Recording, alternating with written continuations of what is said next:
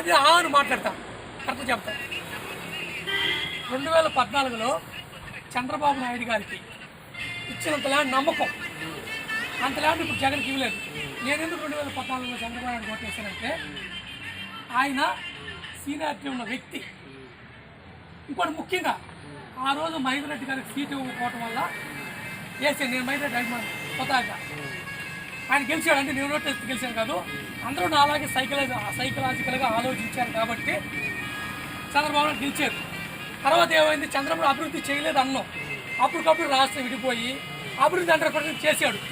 కానీ నేను మళ్ళీ 2019లో జగన్ గారికి ఎందుకు ఓటేసానంటే ఒక్క ఛాన్స్ అంటూ నేను వైఎస్ రాజశేఖర బిడ్డని వైఎస్ రాజశేఖర డెవలప్ చేస్తాను అనుకొని ఓటేసాం. కానీ ఇప్పుడు 5 సంవత్సరాలు ఏం చేశానంటే ఆయన బూతుల పరిపాలన నచ్చక, ముఖ్యంగా మహేందర్ రెడ్డి గారి కందుకూరులో సీటు ఇవ్వక నేను మళ్ళీ తెలుగుదేశానికి ఓటేయాలని డిసైడ్ అయ్యాను. ముఖ్యంగా రాజశేఖర రెడ్డి గారు బిడ్డ అన్నాడు, ఆయన ఆలోచన ఈయనకి లేదు. ఆయన పద్ధతిగా మాట్లాడాడు. చంద్రబాబు నాయుడు రాజశేఖర రెడ్డి గారు ఫ్రెండ్లీగా మాట్లాడాడు. ఏదైనా రాజకీయం అంటే పోటాపోటీగా ఫ్రెండ్లీగా ఉండాలి. కత్తులు పొడుచుకోవటాలు, మానభంగాలు చేయడం, రేపు చేయటాలు ఎన్ని రాజకీయం కాదు. బూతులు తిట్టేటాలు, ఈయన కొడాలి నాన్న చేత బూతులు తిట్టేటాలు, అమ్మ రోజమ్మ చేత బూతులు తిట్టేటాలు, దీనికే సరిపోయింది ఈయన 5 సంవత్సరాలు.